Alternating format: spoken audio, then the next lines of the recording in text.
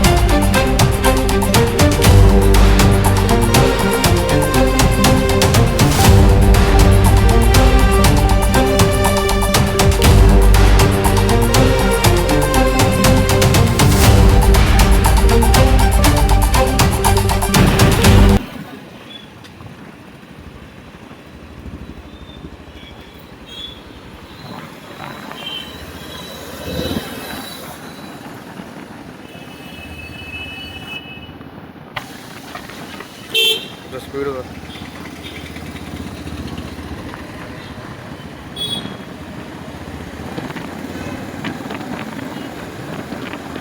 స్లోగా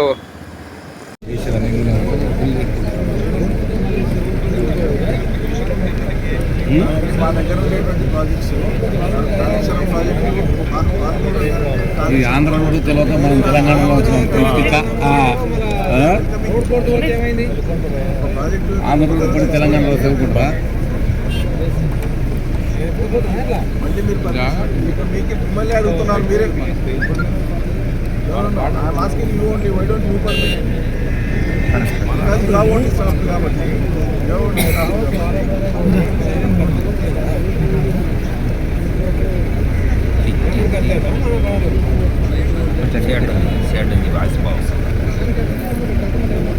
మెడ్స్లో అయిపోయింది పనికి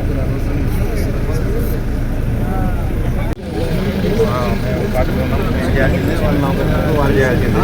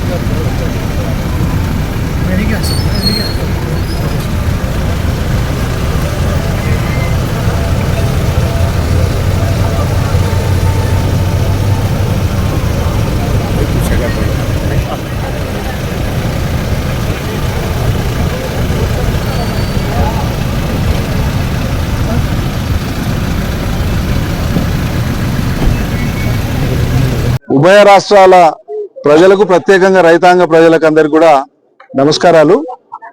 నేను సింగిరెడ్డి నిరంజన్ రెడ్డి, తెలంగాణ రాష్ట్ర మాజీ వ్యవసాయ శాఖ మంత్రిని. ఈరోజు శ్రీశైలం రిజర్వాయర్ మీద ఉండేటువంటి పోతిరెడ్డిపాడు హెడ్ రెగ్యులేటరీని, అదేవిధంగా దానికి అనుసంధానంగా ఉండేటువంటి కాలువల్ని ఒకసారి పరిశీలిద్దామని చెప్పి రావడం జరిగింది. ఎందుకంటే మా రాష్ట్రంలో, తెలంగాణ రాష్ట్రంలో ఒకే నది మీద, కృష్ణా నది మీద ఇవాళ ఉన్నటువంటి రిజర్వాయర్లో ఆంధ్రప్రదేశ్ ప్రభుత్వం ఇటు పక్కకు పోతిరెడ్డిపాడు ద్వారా నీళ్లు తీసుకుంటుంది. సంతోషం, రైతులకు ఎవరికైనా పంటలు పండాల్సిందే, అక్కడ మాకేం అభ్యంతరం లేదు. కానీ విషయం ఏంటంటే రోజుకు సగటున 4-5 టీఎంసీలు ఇటు పక్కకు తీసుకుంటా ఉంటే పోతిరెడ్డిపాడు హెడ్ రెగ్యులేటరీ ద్వారా మా వైపు ఉండేటువంటి లిఫ్టులు ఏవైతే ఉన్నాయో ఇక్కడేమో గ్రావిటీతోనే వస్తాయి. షట్టర్లు తెరిస్తే నీళ్లు తలపోతాయి ఆంధ్ర రాయలసీమకి. మాకేమో తెలంగాణలో ఉమ్మడి పాలమూరు జిల్లాలో అట్టడుగున 802 మీటర్ల అడుగున అక్కడ పంపులు ఉన్నాయి. అక్కడ పంపులు ఆన్ చేస్తే నీళ్లు మాకు బయటకు వస్తాయి. మాకు ఉండేదే ఆపరేషనల్ పంపులు 3, కలవకుర్తి లిఫ్ట్ ఇరిగేషన్ కింద ఉండేటువంటి పంపులు పనిచేసేవి 3, 5 ఉంటే పనిచేసేవి 3. ఆ 3 పంపులు రోజు ఎత్తిపోస్తే కూడా 0.2 టీఎంసీ పరిమాణం మాత్రమే నీళ్లు వస్తాయి. అంటే 5 రోజులు 6 రోజులు ఎత్తిపోస్తే తప్ప 1 టీఎంసీ రాదు మాకు. ఇలా నీళ్ల పంచాయతీ ఏం లేదు. తెలంగాణ ప్రభుత్వం యొక్క ఘోరమైనటువంటి వైఫల్యాన్ని ఎత్తి చూపడం కోసమే మేము ఇటువైపు వచ్చినాం. ఒకే రిజర్వాయర్ మీద, శ్రీశైలం మీద ఉండేటువంటి సిస్టమ్స్ లో రోజుకు 5 నుంచి 10 టీఎంసీలు తీసుకోగలిగేటువంటి పరిమాణంలో యువతల ఆంధ్రప్రదేశ్ ప్రభుత్వం నీళ్లు వాడుతూ ఉంది. మరి వర్షాకాలంలో ఇప్పుడు వర్షాలు లేవు, ఎల్నినో ప్రభావం ఉంది. ఇది తెలంగాణకు వర్తిస్తుంది, ఆంధ్రాకు వర్తిస్తుంది వర్షం లేనటువంటిది. మరి ఆంధ్ర ప్రాంత రైతాంగానికి ఆంధ్రప్రదేశ్ ప్రభుత్వం 802 మీటర్ల అడుగులో ఉండేటువంటి కలవకుర్తి పంపులను ఆన్ చేయడానికే ఆపసోపాలు పడింది తెలంగాణ ప్రభుత్వం. 10 సార్లు మేము ఒత్తిడి పెట్టి, రైతాంగం తరఫున ఒత్తిడి పెట్టి, రైతులంతా ఒత్తిడి పెడితే గత 20 రోజులుగా వరద వస్తున్నా కూడా మూలుగుతూ, కుంటుతూ, గుడ్డుతూ ఒక మోటారు, రెండో మోటారు మళ్ళీ బంద్ చేయడం, మళ్ళీ ఆన్ చేయడం చేసి కలవకుర్తి ఎత్తిపోతల పథకంలో ఉండేటువంటి ప్రధాన కాలువ యొక్క నిడివి మొత్తం పొడవు 162 కిలోమీటర్లు. 162 కిలోమీటర్ల పొడవులో ఉండేటువంటి కలవకుర్తి ఎత్తిపోతల పథకం ప్రధాన కాలువలో ఈ రోజు వరకు కూడా 102వ కిలోమీటర్ కూడా దాటలేదు నీళ్లు. అంటే ఇంత ఘోరమైన వైఫల్యం. ఎగువన జూరాల నుంచి నిన్న కూడా జూరాల నుంచి దిగువకు 80,000 క్యూసెక్ల నీళ్లు శ్రీశైలం చేరుతా ఉంది.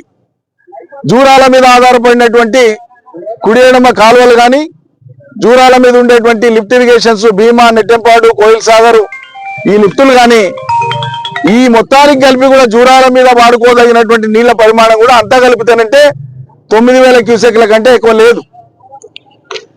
ఎగువ నుంచి అల్మట్టి నారాయణపూర్ నుంచి కృష్ణలో అల్మట్టి నారాయణపూర్ 2 కలిపి 150 టీఎంసీలు నిండంగా సర్ప్లస్ అయినటువంటి నీళ్లే రోజుకు 2 లక్షలు, 2,20,000, 2,50,000 దాకా మొన్నటి దాకా వచ్చినాయి. నిన్నటికి 80,000 క్యూసెక్లు వస్తా ఉన్నాయి. ఈ రోజు కొంత తగ్గితే తగ్గిండొచ్చు. కాబట్టి జూరాల కింద ఉండేటువంటి ఆయకట్టుకు జూరాల మీద ఆధారపడిన లిఫ్టులకు కూడా నీళ్ళకి ఇబ్బంది లేదు అక్కడ.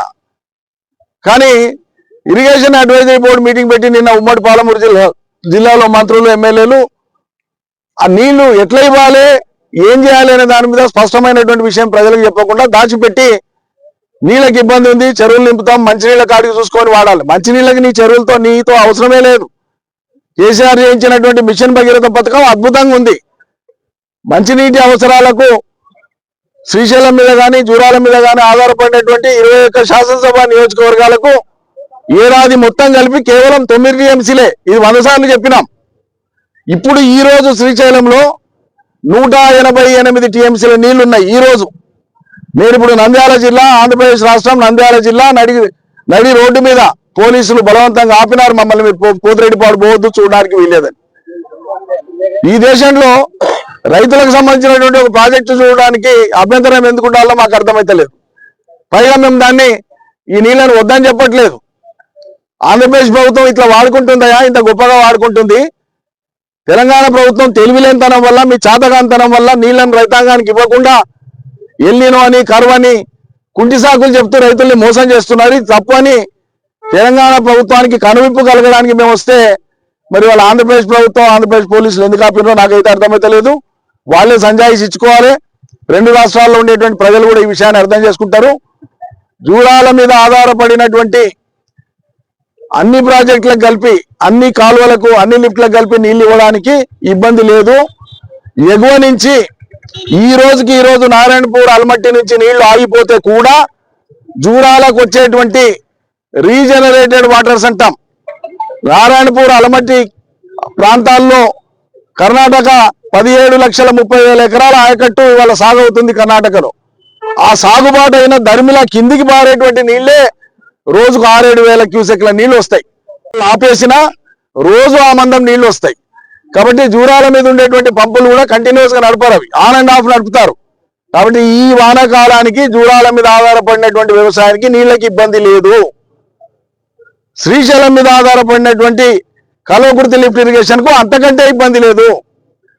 శ్రీశైలంలో కనిష్టంగా 100 టీఎంసీల నీళ్లు మాత్రమే ఉన్న రోజుల్లో కూడా కేసీఆర్ ప్రభుత్వంలో 40 టీఎంసీల నీళ్లను సాగుకి ఇచ్చినాం, 2 పంటలకు ఇచ్చినాం. ఇవాళ మొదటి పంటకే, ఒక్క పంటకే, వానకాలం పంటకే పంపుల్ని నడపమంటే మీనమేషాలు లెక్కబెట్టి తెలంగాణ ప్రభుత్వం ఘోరంగా రైతుల్ని వంచిస్తున్నది, మోసం చేస్తున్నది. ఈ యథార్థాలు ప్రపంచానికి తెలవాలనే మరి పోతిరెడ్డిపాడు నుంచి, అదే శ్రీశైలం నుంచి పోతిరెడ్డిపాడు వాళ్ళు అధికారికంగా ఆంధ్రప్రదేశ్ ప్రభుత్వం చూపేటువంటి లెక్కలు రోజుకు 8-9 వేల క్యూసెక్ల కంటే ఎక్కువ తీస్తలేమన్నట్లు లెక్కలలో చూపిస్తున్నారు. కానీ వాస్తవంగా 40-50 వేల క్యూసెక్ల నీళ్లు తీస్తున్నారు. ఇది బయటపడుతుందని మమ్మల్ని ఆడికి పోనిస్తలేరు. నిన్నగాక మొన్న మాజీ మంత్రి జగదీశ్వర్ రెడ్డి గారు వచ్చిపోయినారు. ఆయన ఒకరిద్దరు వచ్చిపోయినారు కాబట్టి వాళ్ళు వచ్చి చూసిపోయినారు, రికార్డు చేసుకున్నారు. మొత్తం వీడియోలన్నీ కూడా బయటకు వచ్చినాయి. పాలమూరు ప్రజలకు కూడా ఈ విషయాలు అర్థం కావాలనే ఇవాళ పాలమూరు నుంచి అనేక మంది రైతులు ఇవాళ వచ్చినారు. వీళ్ళందరూ కూడా వ్యవసాయం చేసేటువంటి రైతులు, టీఆర్ఎస్ పార్టీ అభిమానులు కావచ్చు, నాయకులు కావచ్చు, కానీ అందరు రైతులు. మరి ఇక్కడ ఇవ్వగలిగిన నీళ్లు అక్కడ ఎందుకు ఇవ్వలేకపోతున్నారు? అక్కడ ఇవ్వాలి, కంటిన్యూస్ గా ఇవ్వాలని డిమాండ్ మా ప్రభుత్వంతో పెట్టడానికి ఇది చూపిద్దామని మేము వస్తే మరి ఇవాళ ఇక్కడ వీళ్ళు ఆపడం అనేటువంటిది దుర్మార్గం, అన్యాయం, అప్రజాస్వామికం. ఎస్పీ గారితో కూడా నేను మాట్లాడినాను, 2-3 సార్లు మాట్లాడినాను. సార్ మీరు ఇంతమంది వస్తున్నారు, పర్మిషన్ తీసుకుని ఉండాల్సిందే. ఇవాళ ఏదో అవతల వాళ్ళ ప్రోగ్రామ్ ఉంది, మాకు బందోబస్తులు అక్కడున్న ఇక్కడ ఏవో సాకులు చెప్తున్నారు. ప్రాజెక్టులు చూడడానికి పర్మిషన్ ఏమిటని నాకు అర్థం కాదు. కాళేశ్వరం ప్రాజెక్టు చూడడానికి పరాయి రాష్ట్రాల నుంచి, పరాయి దేశాల నుంచి వచ్చిపోతున్నారు. ఓ ప్రాజెక్టు చూడడానికి అభ్యంతరం ఎందుకు ఉండాలి? అసలు మేము ఇక్కడేమో ఆందోళన చేయట్లేదే, మేము ఇక్కడేమో అలజడికి రాలేదే. ఓ ప్రాజెక్టు చూసిపోవడానికి వస్తే ఆపాల్సినటువంటి ఆగత్యం ఎందుకు అసలు? ఇది చాలా అన్యాయం, దుర్మార్గం. తెలంగాణ రైతులు, మరీ ముఖ్యంగా పాలమూరు రైతులు అర్థం చేసుకోవాల్సింది ఏంటంటే, మన నీళ్లు మనకు కూడా దక్కకుండా మనవి వాళ్ళకే ఇవ్వడం కోసం బానిస ప్రభుత్వాన్ని నడుపుతున్నది వల్ల తెలంగాణ రేవంత్ రెడ్డి సర్కారు. జిల్లా మంత్రులకు కానీ, జిల్లా ప్రజాప్రతినిధులకు కానీ బాధ్యత లేదు. పాలమూరు ప్రజల పట్ల వాళ్ళకి ఆ చిత్తశుద్ధి లేదు. ఈ విషయం అర్థం చేసుకోవాలి. ఇక్కడ అయితే సాఫీగా ప్రజాస్వామ్యబద్ధంగా మనం పోయి చూసుకొని పోదామంటే మరి పోలీస్ అధికారులు ఇక్కడ ఆపడం జరిగింది. సరే, అది వాళ్ళ రాష్ట్రం, వాళ్ళ ప్రభుత్వం, వాళ్ళ ఇష్టం. దీన్ని మాత్రం మేము ఖండిస్తాము. ఆత్మకూరు దీన్ని మాత్రం ఖండిస్తాము. మాట్లాడదాం కూర్చోండి రోడ్ ఇది దీన్ని